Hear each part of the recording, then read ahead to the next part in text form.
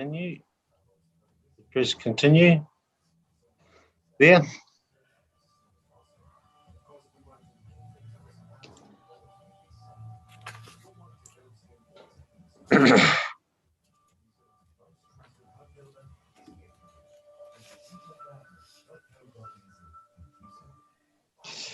Okay, we'll get underway. Kia ora and good morning, everyone. In these level 4 times, welcome to the Taupō District Council meeting. The meeting we have today on the 24th of August, 2021. And welcome along, everyone, wherever you be out there on YouTube or present today. Lovely to have you with us, and hope everyone's coping okay in these times. Councillor Kingi, I know your coverage is a little bit dicey, but we see your pretty face here. I'm just wondering, would it be possible to it's a blessing for the day, if it's okay with you? Yeah, kite pai, Mr. Mayor. Yeah, aroha mai for that profile pic. Morning, everybody.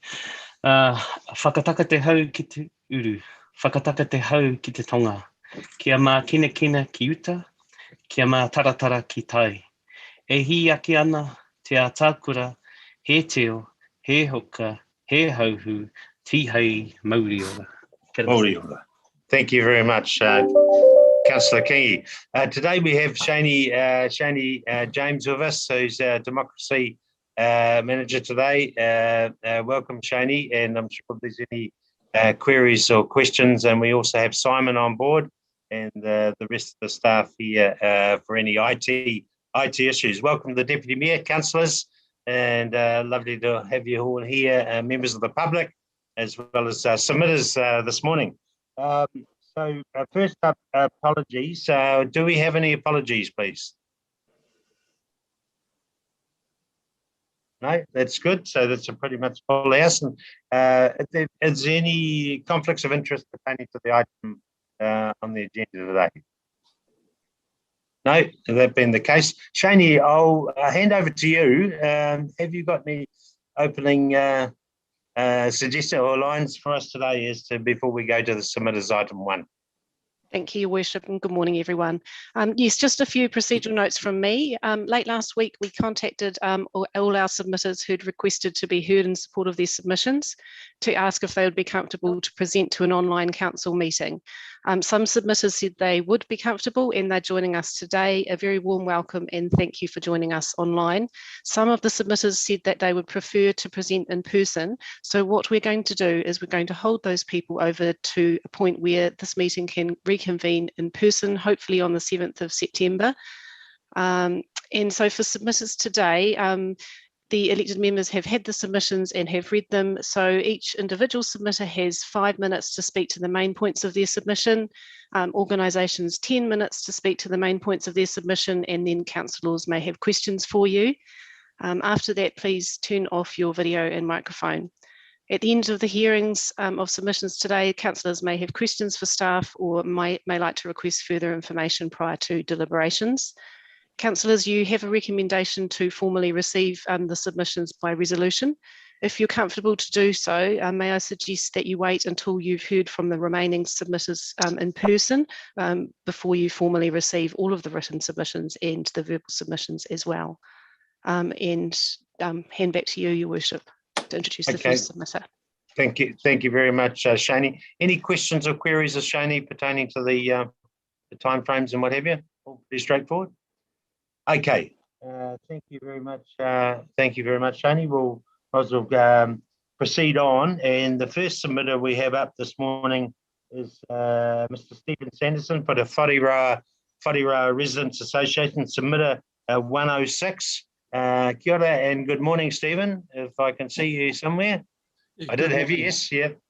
Yep, never very far away, David. Yeah, no, you're top right-hand side of my screen. So away you go, Stephen. Thanks, and good morning. And I hope the weather is beautiful down there this morning.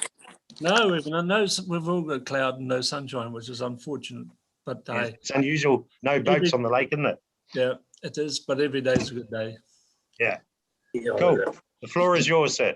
Thank you very much. I'll just my submission is was for the community is in support of the changes that have been proposed for the establishment of the Turangi board and the establishment of the two committees that to represent our area.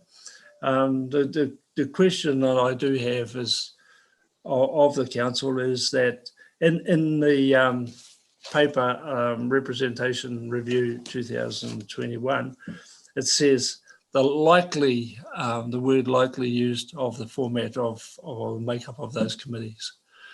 And I'd like some assurance from council in a very short period of time before the decision is made that that would actually happen. I have put it out to every owner of every property in Whareroa.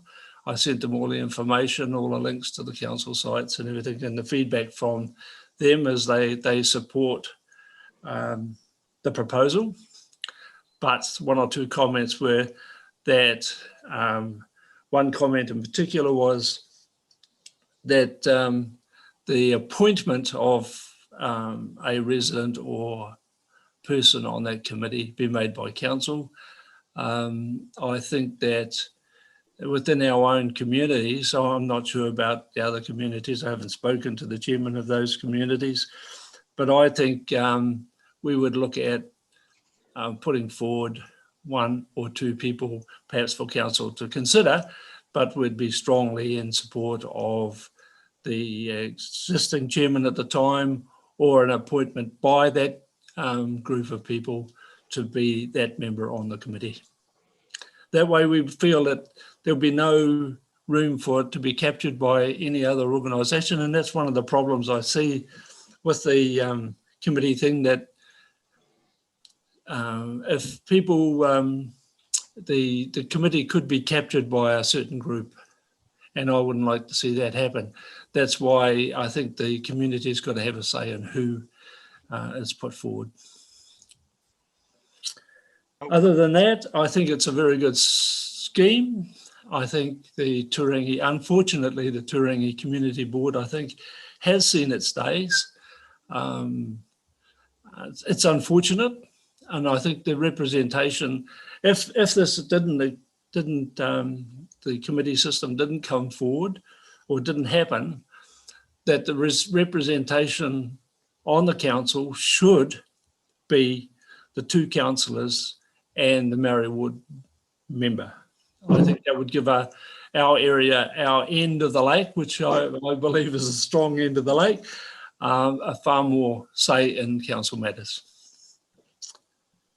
Any questions?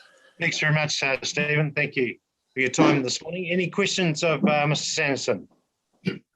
Yeah. Hey, Stephen, just through you, David. Can I just ask, can you just elaborate for me what you mean by somebody else taking over? What are you concerned about?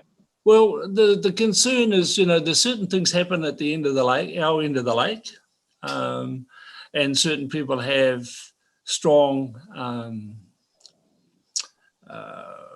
would I put it? Strong agendas.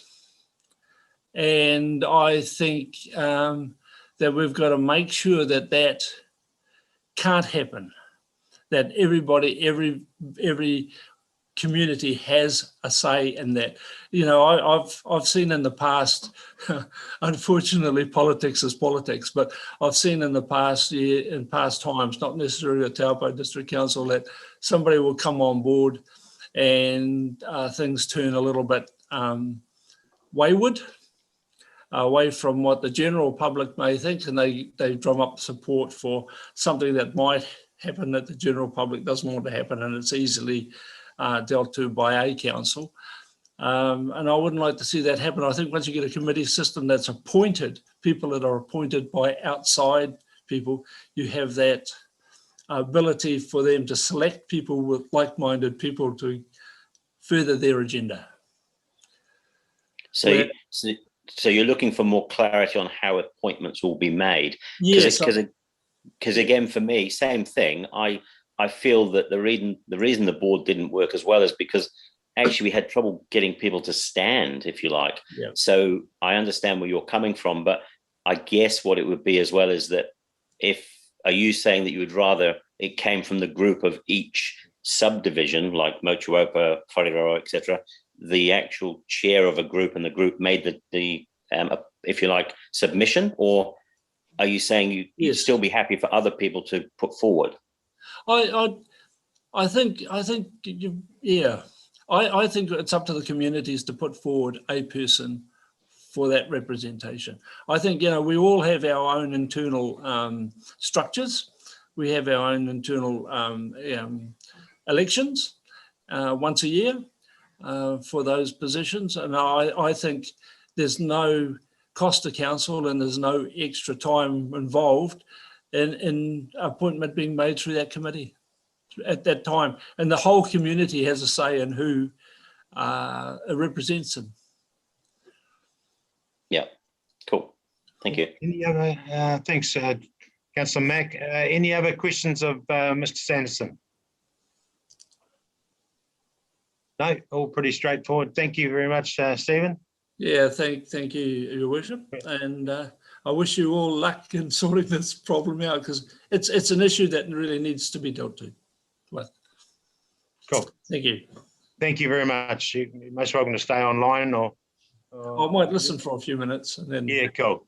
Thanks, Stephen. All right, you had a person. So number 55 was a personal submission, correct? So you've combined the two with one. Yes. Yeah. Okay. Next up, we have submission number 53. We've got Heather McDonald and Jen Sheaf. I saw Jen there earlier. Morning, Jen. Morning, David. Morning. Is Heather with you today, or? Heather's here. Hi, David. I'm in the background. She's alongside, and she will no doubt speak at some point. Okay, no problem. Nice to hear from you, Heather. Okay, the floor is yours, Jen. Thank you, David. Kia ora tātou. First, I'm going to talk about the main points of our submission and then make some points about why we think the two proposed committees won't work. Stephen, I wish we were having a cup of tea. I think we have quite a good discussion. Finally, some examples of initiatives that have been successful in the Turangi-Tongariro area and how they might point to a way forward. All that in 5 minutes. First, our submission. We have submitted that the Turangi-Tongariro Community Board has been largely ineffectual through no real fault of their own, and they should go. We do not want the Community Board to be replaced by the two proposed committees. We feel that the cumbersome, unworkable nature of the proposed co-governance arrangement may deter capable people from standing for council and may make it difficult for council to find capable people to agree to be appointed. We want no specific councillor for the Turangi-Tongariro area. Instead, we would prefer all councillors to represent us, with particular Taupo-based councillors to consult with our community or respond to us as matters arise, just as they do in Taupo. There should be no difference in council's approach to governance for Turangi, no need for any special governance arrangement. To make the exercising of iwi rights fair, to enable iwi voices to be heard through correct channels, we welcome the new Māori ward. That was a summary of our submission. Ideally, there should be no difference in councillors' mandate or accountability from one part of their district to another.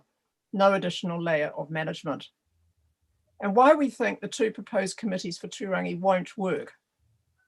First, a comment on representation in Mangakino-Pouakani. Councillor Kirsty Truman spoke at the 28th of July public meeting in Turangi on this representation review. She recommended that Turangi goes down the same path as Mangakino, which has a single councillor, that's her, and an advisory group to ensure she's making the right decisions. That would work well in Turangi if we had the right person, somebody who could bring together the Western Bays, the urban area on both sides of State Highway 1 and ensure iwi partnership and participation. I'm sure Kirsty's role has complications, but the Turangi-Tongariro area is complexity on steroids. The problems for Turangi, why Kirsty's model wouldn't work and why the two proposed committees won't either. First off, I might as well come straight out with it. It's iwi non-participation. If council decides to force iwi to the table by appointing Ngāti Turangi Tokua representatives to the co-governance committee for Turangi, we have to ask, why is it that council expects things to be different? Does council really believe that after years of trying to bring them to the table, that Ngāti Turangi Tokua will suddenly become visible as partners, participating in an ongoing way, meaningfully and collaboratively and fairly, regarding themselves as part of the wider community?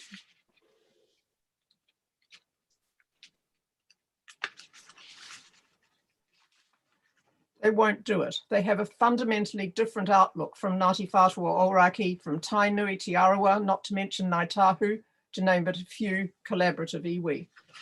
Secondly, the cumbersome, unworkable aspect of the proposed co-governance arrangement is possibly best illustrated by the upcoming three waters. Mana whakahono, agreements made between a local authority and iwi or hapu in an area called participating authorities on how iwi or hapu will participate in resource management and decision-making under the RMA. We think Council's mana whakahono responsibilities for the district can be met through the Māori ward and generally by partnership with iwi at a high level. Outstanding. For the district as a whole. There is no need for a further co-governance arrangement for Turangi. Moreover, the extra layer of government giving yet another voice to iwi, actually in the case of Turangi-Tongariro to one particular hapu, may be undemocratic.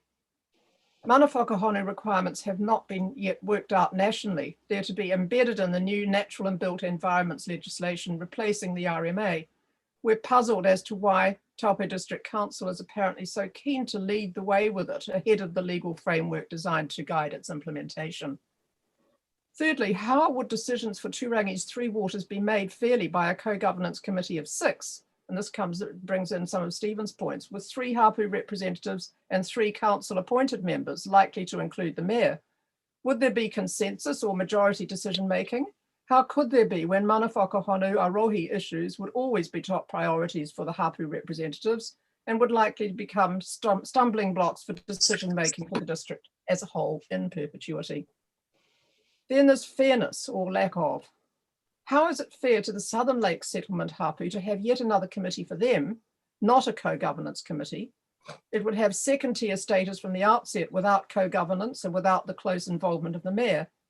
It's a never-ending, hopeless process of trying to be fair. If you provide another co-governance committee for the Southern Lakes Settlement hapu, and you've got the Maori ward, the balance is swung even further in favour of iwi. We think that fairness is a very strong argument for not having the 2 committees at all. Overall, with the proposed co-governance committee, we can see nothing but power struggles, failure to reach agreement with the hapu, confusion, non-engagement and inertia. To date, iwi at large have exercised an informal veto of at least 2 significant proposals for Turangi, despite those proposals having strong community support and the support of council. It's always been unclear to us how far the elected representatives on the community board and council represented iwi as a whole.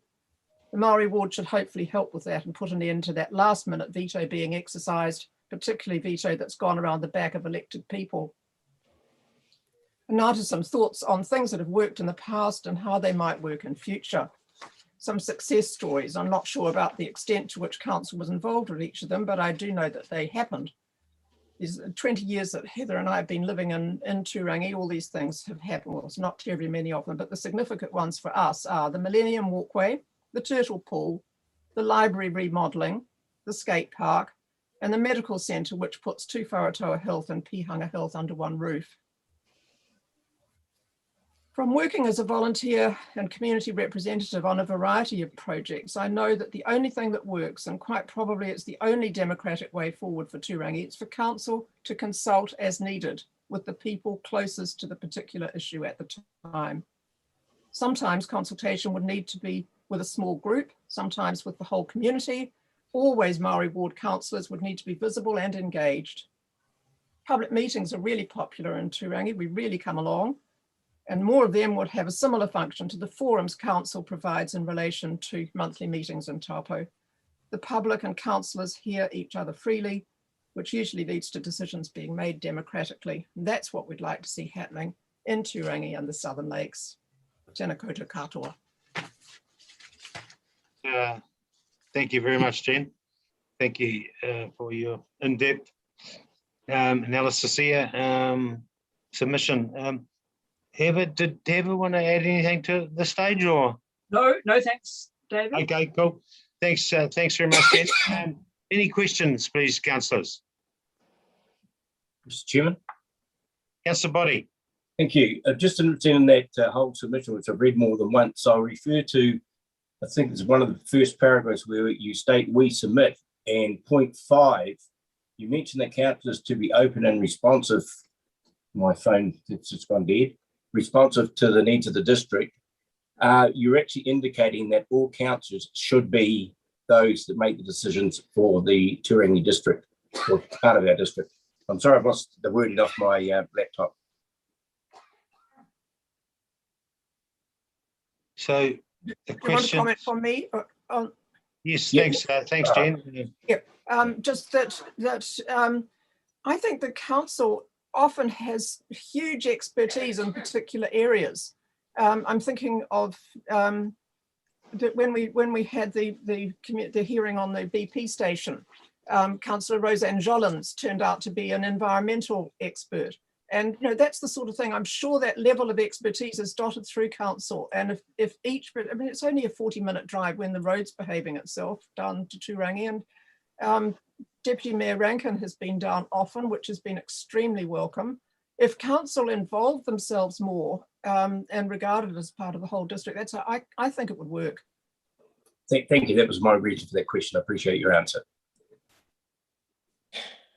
David, I have a question. Any other questions?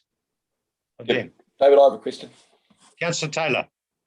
Yeah, Jen, just reading through your submission and listening to you now, and thank you for a comprehensive submission. Am I right in my assessment of this, that part of this is structural around how the governance should be set up, and part of it is actually operational to how we should go about the business once the structure is put in place? Is that the guts of your submission? Because Yes, that's what I'm reading, going through it.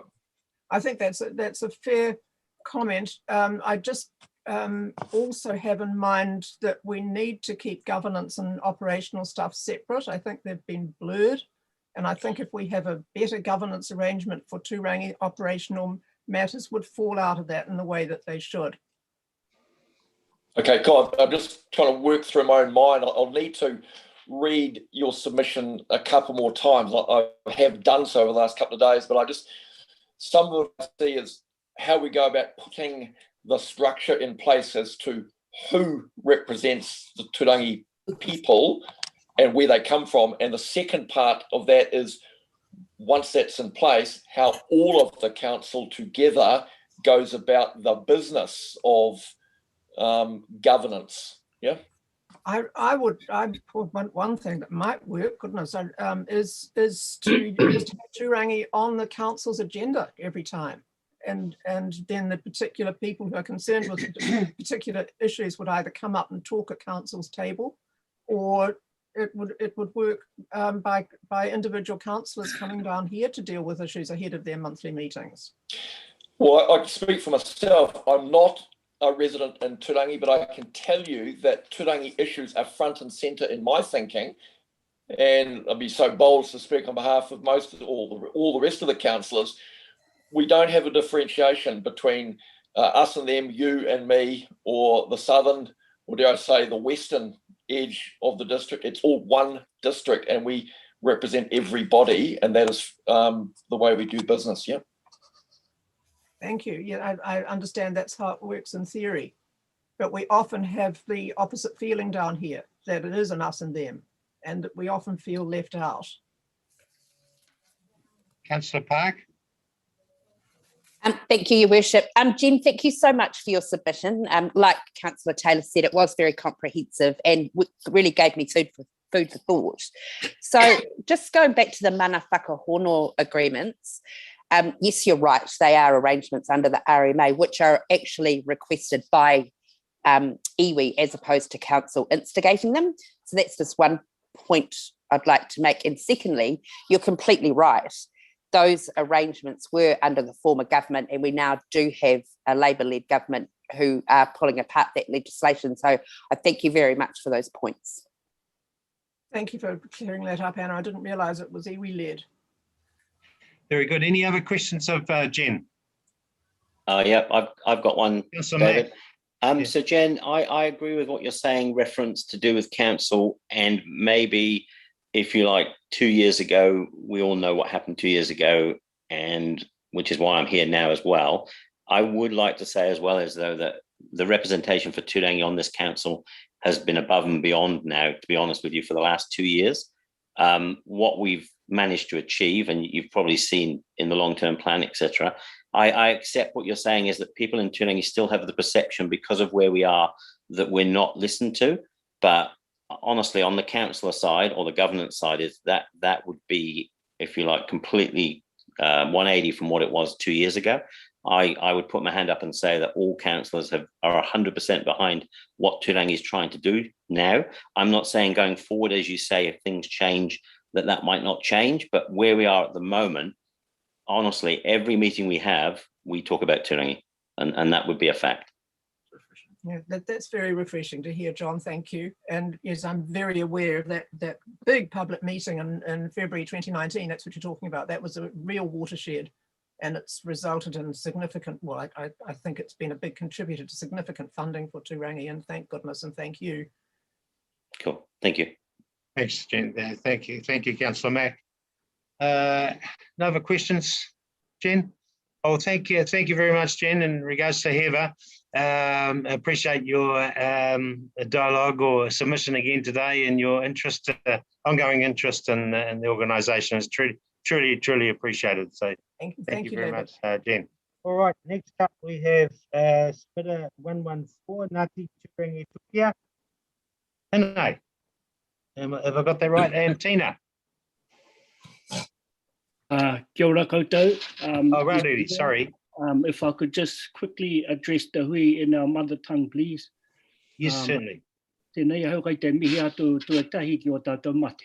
Rātou kua tangihia mai rā I rungi o tātou motu, ngā mote o te wiki o te marama o te tau, ko te tūmanako kia here ko tahi ai koutou ki te wāhi ngaro kia wheturangi tia hei moa ke ake ake. Nō reira rātou kia rātou tātou to ngore kia tātou, tia hei mauri ora. Kia ora tātou, tēnei au mihi atu nei kia koe, e te rangatira David Trewavas, mihi kau atu kia koe me ngā mema katoa te Kaunihera. Tēnā koutou. E mihi hoki kia koe Gareth Green me tō koutou rōpū, tō koutou executive team, I whakawātia mai tō koutou rā, te whakawhiti kōrero kia mātua Ngāti Turangi Tukua. Nō reira tēnā koutou, tēnā tātou katoa. So my name is Rawiri Hiramaya. I'm just acknowledging now our Mayor, David, all our councillors, Gareth Green and his executive team. Thank you all very much for giving us the time to listen to Ngāti Turangi Tukua's view.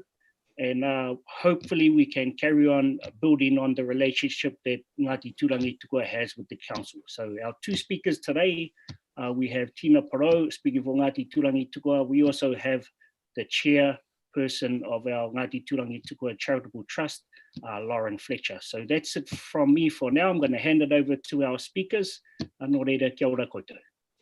Thank you, Ariri, for your mihi this morning. Nice to have you on board there, and appreciate your introduction. Okay, so over to Tina and Lauren. Oh, morena tātou.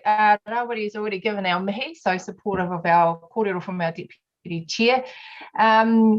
Firstly, I guess it's important to introduce myself. So my name is Tina Parau. I am from Ngāti Turangi Tukua, and I'm also from Ngāti Porou, Ngai Tāmanuhiri, and Rakau Pāka. On my, I guess, educational background, I'm an environmental planner. So I have a master's degree in geography and have been an environmental planner for close to 20 years, specialising in Māori resource management planning. Also was closely involved in drafting the mana whakahono ārohe amendments in the Resource Management Act, hence why this is one of the first, because I helped draft it.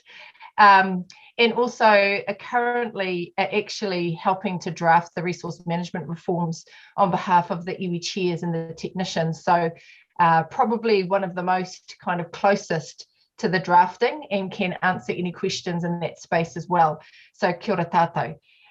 Just wanted to, I guess, start with some comments around the leadership of council staff and councillors in progressing our mana whakahono arohi agreement, and really acknowledging that it is, although there has been one before, this is really the most extensive and I guess most wide-reaching mana whakahono that is being drafted at the moment, and wanted to really acknowledge the bravery and leadership of the council for continuing to progress our kōrero in the mana whakahono arohi agreement. And just so to emphasise, yes, mana whakahono are initiated by iwi, and so for us as a post-settlement governance entity, we have the opportunity to be able to initiate a negotiation directly with the council. But it's all a negotiation. And so what we've seen in the past 18 months is real ownership of our individual roles and relationships in the Turangi community, and also a real openness and transparency around how we've engaged with your staff. So for us in Ngāti Turangi Tukua, as most of you will be aware, in 1964, the Ministry of Works and the Crown decided to confiscate 1,540 acres from Ngāti Turangi Tukua without notice under the Public Works Act to build the Tongariro Power Development. So this is a claim that is contemporary, and in the hearings or the hui that were held in the early 90s at Hirangi Marae, this was not a claim that was experienced by people who were 3 generations removed. These were people who were directly impacted by the bulldozers running through their houses, by the fact that the Ministry of Works determined to relocate families out of their homes. And as a result, we saw widespread economic impacts and political influence waning over our lands that would otherwise still be in the legal ownership and title of Ngāti Turangi Tukua families. And I guess you can all appreciate that if it happened to you only 50 years ago, and that someone had come to your house and said, you can no longer live here, that we're taking your land, that you would be rightly hurt and have a deep grievance over those activities. And our families have been contributing to the Turangi Township in multiple ways, irrespective of that claim. For example, in sharing our urupa with the Turangi community, and continuing to participate in a Te Tiriti partnership framework. So the mana whakahono arohi agreement is not something that we take lightly. The responsibilities that we've been able to discuss with the council are really clear. What we want to be able to do is sit around the table as hapu members and share in the decision making that's occurring for our township. And so we really think that this is an opportunity again for the council to be leaders, just like we were in the first section 36B transfer of power, sharing of powers under the joint management agreement regime under the Resource Management Act with the Tū Wharetoa Māori Trust Board. This is the first for the council, and we went on to win quite a few awards together when I was working for Tū Wharetoa with the council through that planning regime. So for us, it goes a long way to sharing responsibility over our township, sharing some of the decisions that we have significant influence and impact as a result of. For example, Ngāti Turangi Tukua in the Charitable Trust, who Lauren is the chair of and will speak soon, is the largest private landowner in the Turangi district. So, you know, we own the Tongariro High School. Oh, I'm showing my age, sorry, Tongariro Area School, or whatever it is now. We own the police station, we own the Pony Club land, we own multiple sections across Turangi, and we also in title own the majority of the reserves that council own and that we're hoping to share responsibility for under a mana whakahono arohi agreement. So this isn't just about Te Tiriti compliance, which we all hope we can do together as Te Tiriti partners.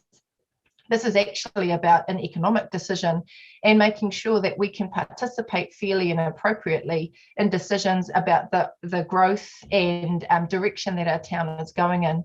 Now, I guess to be clear, what we want to make sure is that there are benefits for everybody in the rohe.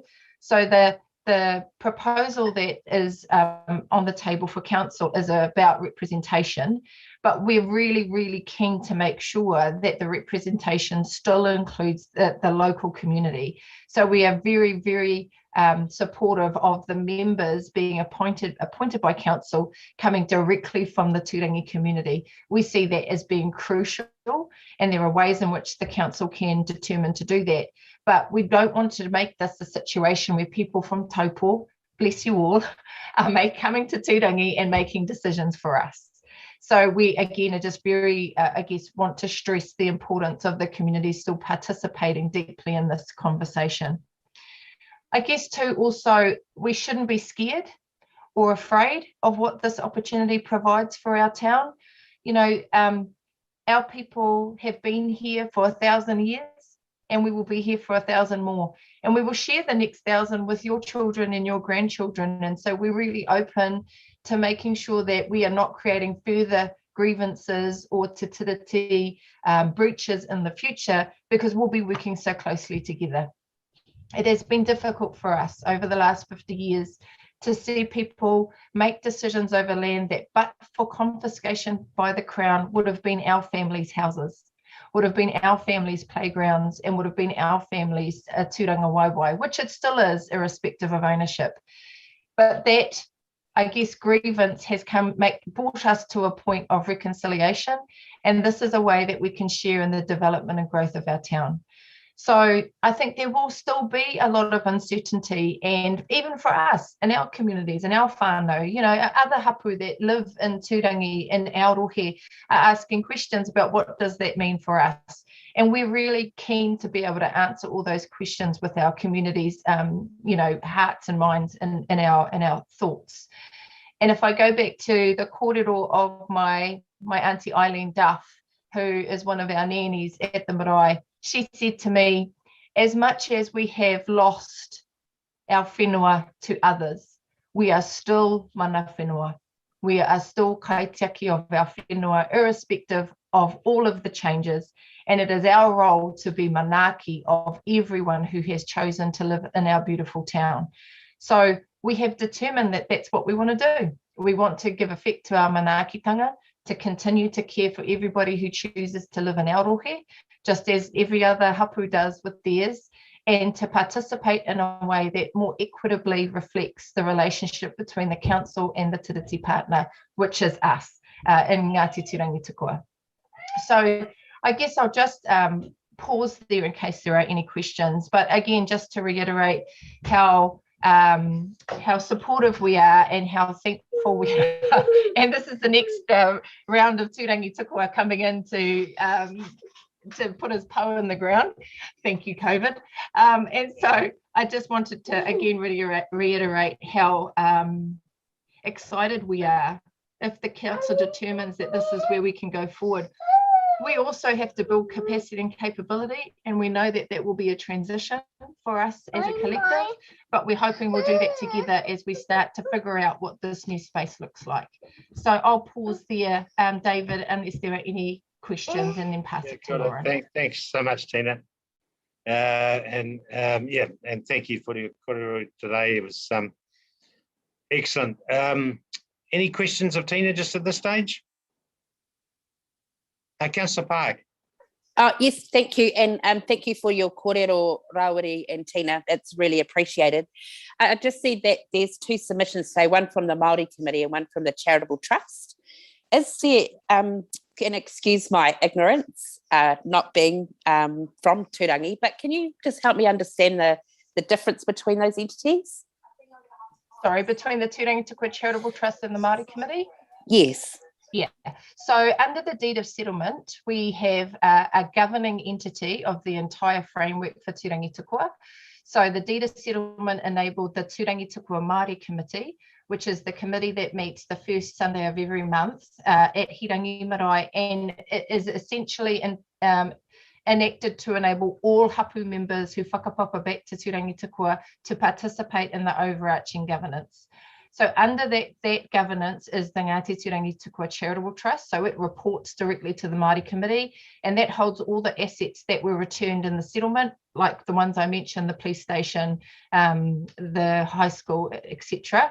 And then we have the Ngāti Turangi Tukua Environment Committee, which is also actually in the Act, and that's who I'm chair of. And so that committee has been tasked with the relationship between any taiao matters, environment matters. They're still directly responsible to the Māori Committee, but that committee also is responsible for the legal relationship between the Department of Conservation and Turangi Tukua. So those are the three legal entities that currently exist, but the overarching governing entity is the Māori Committee. Kia ora, thank you for that clarification. Thanks, Tina. Any other questions of Tina or queries? No? Cool. All right. Pretty straightforward. So we'll hand over to Lauren now, correct? Kia ora everybody. Aroha mai, I'm sitting in my truck as my girl is blasting her TV and my partner's on his hui, so I got delegated to the truck.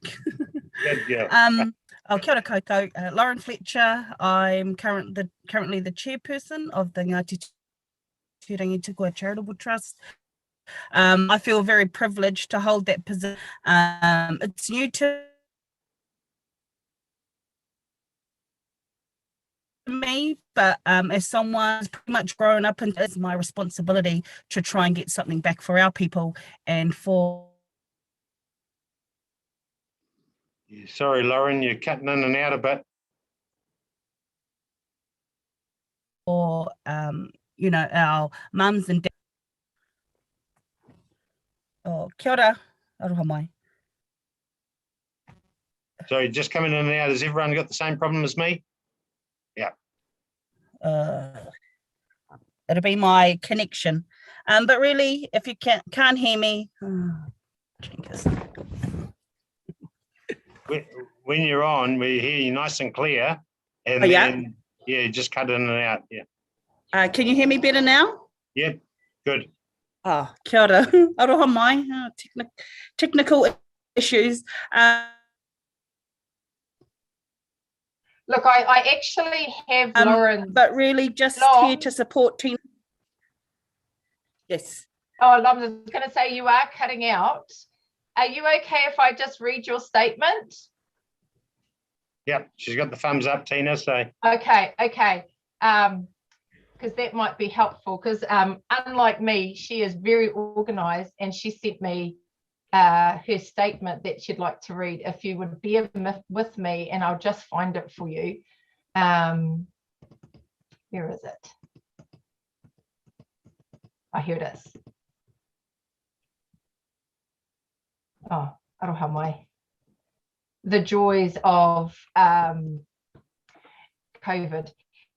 She just says, thank you for the opportunity to present our submission on the Taupō District Council Representation Review, proposed disestablishment of the Turangi-Tongariro Community Board to be replaced by a co-governance committee made up of representatives of TDC, Turangi locals, and Ngāti Turangi Tukua. We will take our submission as read, but we'll touch a key few points. We believe it is critical and therefore wholly appropriate that TDC would consider a co-governance option with Ngāti Turangi Tukua as kaitiaki and landowners of most reserves located within its rohe. We congratulate TDC and Hapu for their leadership on this kaupapa, as it aims to restore the mana of Ngāti Turangi Tukua and the honour of the Crown by settling this historic but incredibly relevant grievance. As noted in our media statement, we look forward to fully participating in the growth and opportunities that shared decision-making can bring to a town that we all love and have grown up in. As much as there has been pain in our past, we are excited to co-lead the new future together with tangata tiriti who have chosen this beautiful place we now all call home. So I think, David, that's a good way to tidy up our presentation to you today. And just to note also that within the resource management reforms to date, there has been absolutely no, I guess, indication that the Crown will reduce the impact of mana whakahono in the drafting. And in fact, the expectation has been that they will extend it. So I think we shouldn't be worried about that particular piece being changed too much. And in fact, it's probably going to be improved if I have my way of things. And as a result, I think we're going to get ahead of the curve. What I've seen in the resource management reforms today is a much more accelerated and growing role for iwi and hapu. So I think if we can get ahead of that, then our ability to participate will be improved, and we won't have to struggle in that space as it gets imposed on us by the Crown when we're already just doing good relationships ourselves. But even without the mana whakahono, the resource management enables this through a Section 36B anyway, or even a full delegation of powers. So I think we can be assured that what we're doing will not go against what changes are coming in the future. So I'm going to hand back to Rawiri to close our portion of it. And then if there are any other questions, we're happy to answer. So kia ora tātou. Thank you. Thank you very much, Tina. Rawiri. Kia ora tātou, kia ingoa tātou, te maanga e ngāne hera pono e te toko toru tapu. Whakaungia mai mātou ki te aloha noa, pahere tiano mātou ki te rangi māri monga wāhatoa, o koe no ki te maanga hei tautoko mai ai ane ake nei. Ai. Kia ora koutou. Thank you very much, Mr. Mayor. Kia ora. Thanks, Rawiri. Nice to see you this morning. And thank you, Tina. And thank you, Lauren. Sorry about the coverage down there. Where are you today, Lauren? Okay. She's in paradise, David. Oh, she's in Turangi.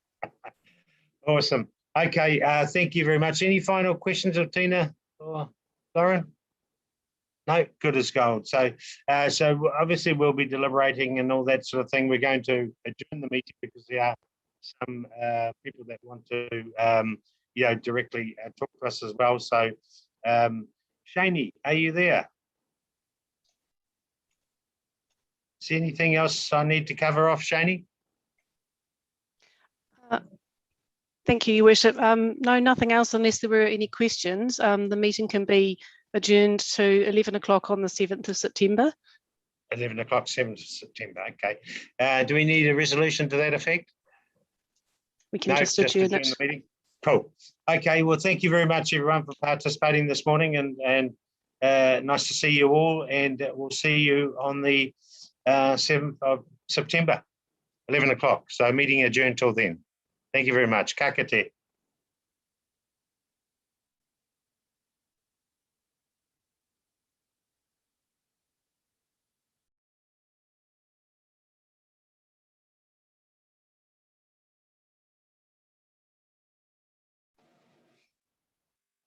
Still there, David?